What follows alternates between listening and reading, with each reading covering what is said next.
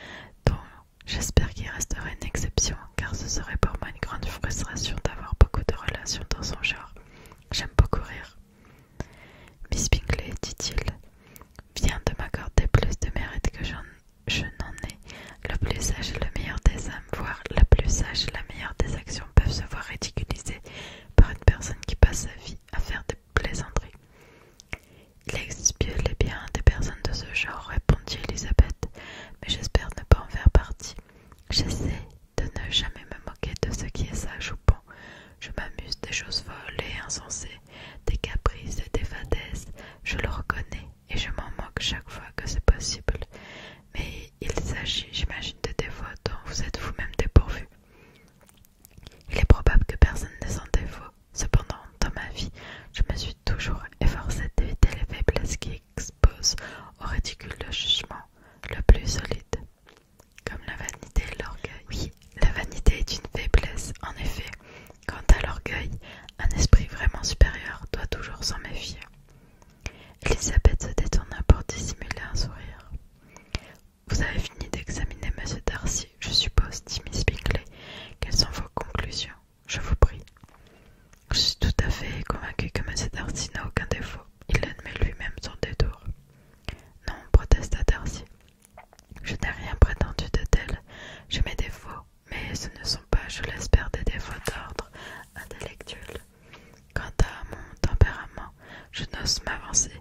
Il manque de souplesse. Je crois, en tout cas pour ce qui est des usages du monde, je ne parviens pas à oublier les folies et les vices des autres aussi vite que je le devrais, pas plus que les torts que l'on m'a fait. Je ne m'emballe pas à chaque fois qu'on essaie de me prendre par les sentiments. On pourrait dire que je suis rancunier. Quand quelqu'un me déçoit, c'est pour toujours. Voilà une faille, en effet, s'écria Elisabeth. La rancune implacable entache sans conteste le caractère. Mais vous avez bien choisi votre défaut. Je ne peux vraiment pas m'en moquer. Vous n'avez rien à craindre de moi. Il y a, je crois, dans tout tempérament un penchant vers un mal particulier, vers un défaut naturel, dont même la meilleure éducation ne peut venir à bout. Et votre défaut à vous, c'est une propension à détester tout le monde. Et le vôtre, répliqua-t-il en souriant, c'est de faire exprès de déformer les propos des autres. Et si nous écoutions un peu de musique, demanda Miss Bingley, las d'une conversation à laquelle elle ne participait pas. Louisa, tu ne m'en voudras pas si je réveille Monsieur Hurst. Sa sœur ne fit pas la moindre objection. On ouvrit le pianoforte et après quelques instants passés à se ressaisir, Darcy n'en fut pas fâché et commençait à voir le danger qu'il y avait à accorder trop d'importance à Elisabeth. Chapitre 12. D'accord avec sa sœur, Elisabeth écrivit le lendemain matin à sa mère pour demander qu'on leur envoyait la voiture dans le courant de la journée. Mais Mrs. Bennet, qui avait calculé que ses filles demeureraient à Netherfield jusqu'au mardi suivant, soit une semaine exactement après l'arrivée de Jane, ne pouvait se résoudre à les accueillir avec plaisir avant cette date. Sa réponse, par conséquent, ne fut pas favorable, du moins pas pour Elisabeth, qui était impatiente de rentrer chez elle. Mrs. Bennet leur écrivit qu'elle ne pourrait pas obtenir la voiture avant le mardi, ajoutant en post-scriptum que si M. Bingley et sa sœur les priaient de rester encore un peu, elle n'y verrait aucun inconvénient. Pas question de rester plus longtemps pour Elisabeth, laquelle ne s'attendait pas vraiment qu'on les en priât. Craignant au contraire qu'elles paraissent importunes en prolongeant inutilement leur séjour, elle demanda fermement à Jane d'emprunter sur le champ la voiture de M. Bingley, et il fut enfin décidé qu'elle ferait état de leur intention première de quitter Netherfield le matin même. La nouvelle donna lieu à nombre de déclarations inquiètes, et le souhait répété de le voir rester jusqu'au jour suivant suffit à convaincre Jane. Leur départ fut donc différé jusqu'au lendemain matin. Miss Bingley se mordait les doigts d'avoir insisté pour qu'elle retardasse leur départ, car la jalousie et l'antipathie qu'elle éprouvait pour l'une des deux sœurs excédaient l'affection qu'elle avait pour l'autre. C'est avec un chagrin qui n'était pas fin que le maître de maison apprit leur départ imminent, et il essaya à plusieurs reprises de convaincre Miss Bennet que cela ne serait pas prudent pour elle et qu'elle n'était pas assez bien rétablie. Mais Jane savait être ferme quand elle sentait qu'elle avait raison. Pour M. Darcy, c'était là une bonne nouvelle. Il y avait assez longtemps qu'Elisabeth était à Netherfield. Elle l'attirait plus qu'il n'aurait voulu, et Miss Bingley se montrait impolie envers elle et plus agaçante que d'habitude à son égard. Il prit la sage résolution de ne laisser désormais échapper aucun signe d'admiration. Rien qui pût faire croire à Elisabeth qu'elle pouvait contribuer à sa félicité, comprenant que, par le seul fait de suggérer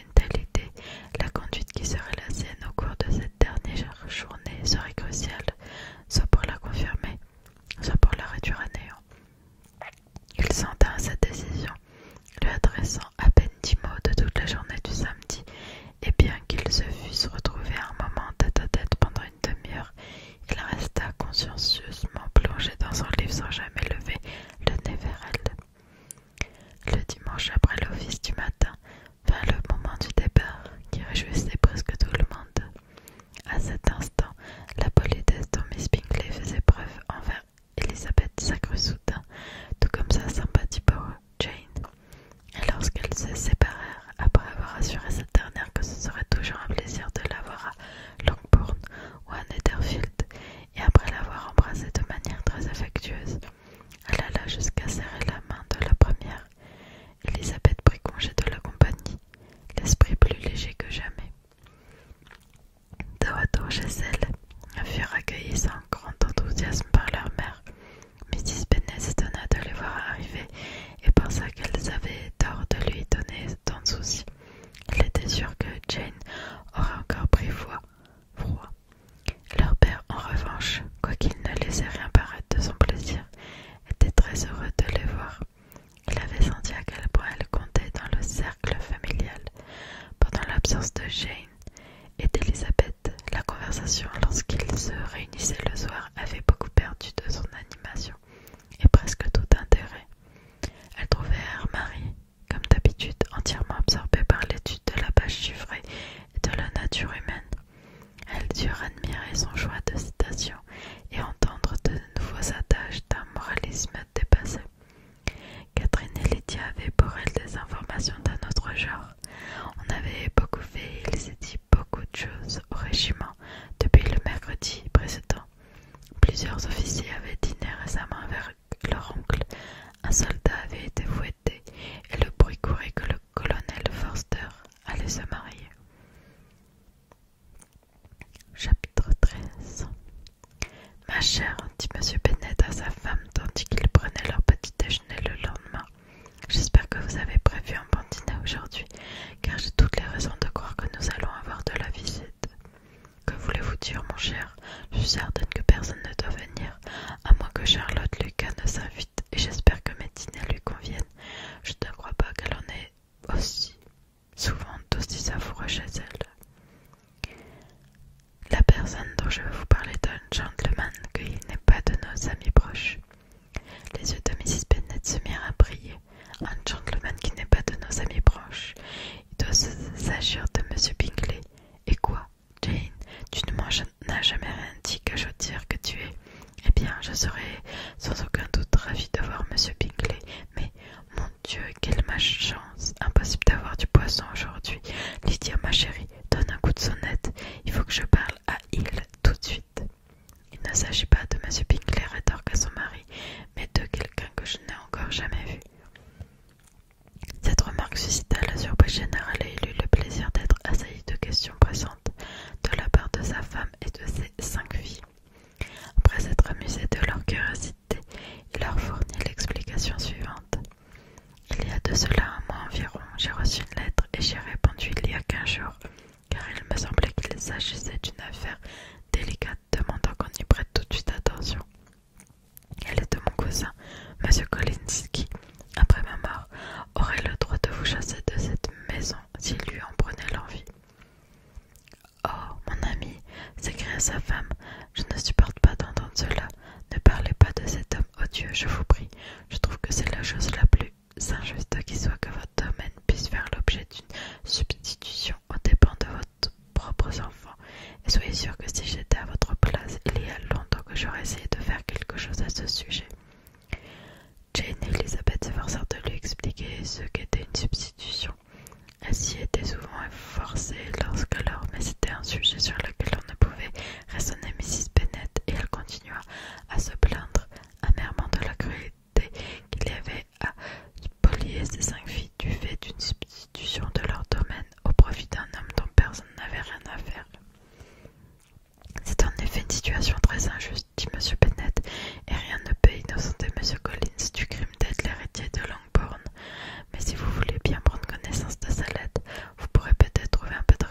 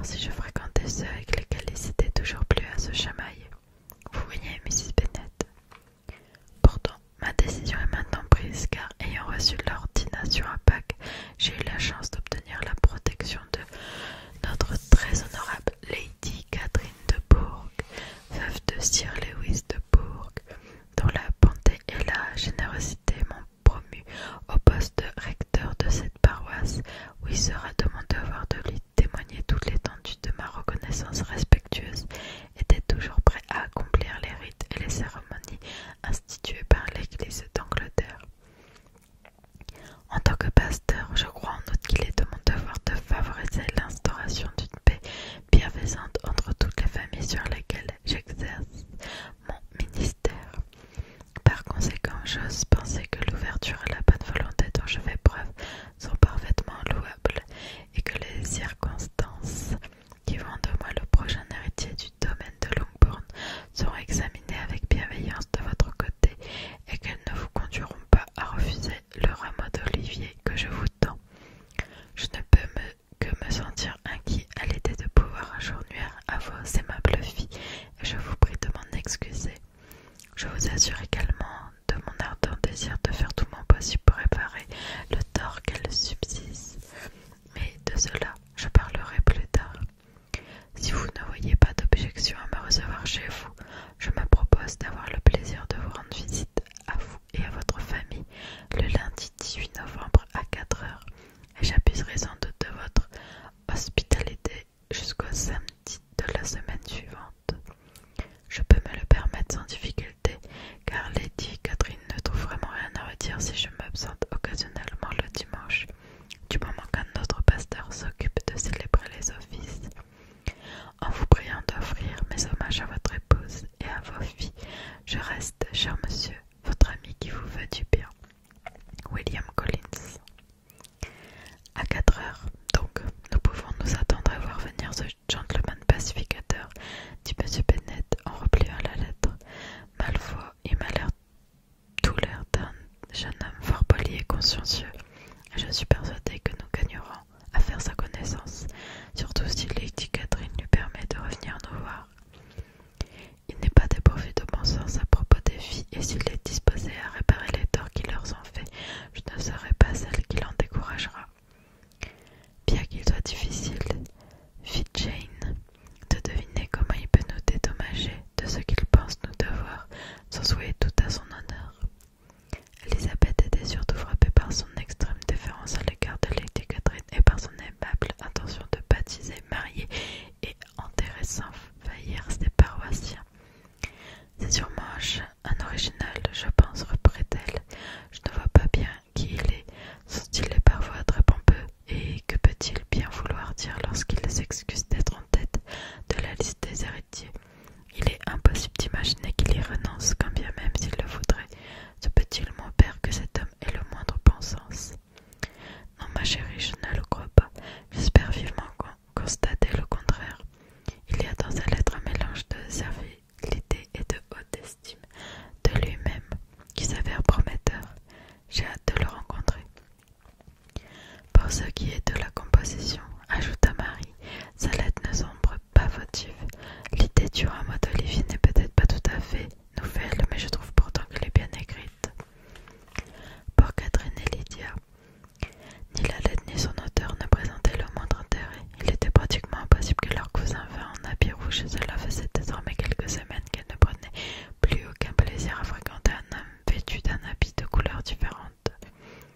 Quant à leur mère, la lettre de M. Collins avait eu raison de sa mauvaise grâce, et elle s'apprêtait à le voir assez sereinement, ce qui surprenait son mari et ses filles.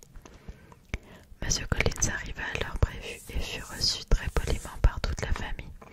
Il est vrai que M. Bennet se montra laconique, mais les dames ne se firent guère prier pour parler, et M. Collins ne semblait ni avoir besoin d'encouragement, ni être lui-même enclin en silence.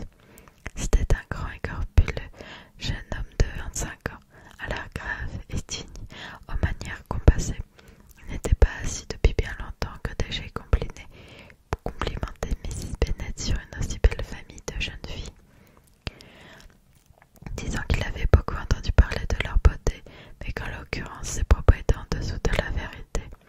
Il ajouta que sans aucun doute le moment venu elle les verrait toutes bien mariées. Cette galanterie ne fut pas du goût de certaines des personnes qui l'écoutaient, mais Mrs. Bennet, toujours en quête de complètement, répondit aussitôt: « Vous êtes très bon, monsieur, assurément, et j'espère de tout mon cœur que ce sera le cas, sans quoi elles seront bien démunies. Elles sont dans une situation bien étrange. » Vous devez faire allusion à la substitution de ce domaine.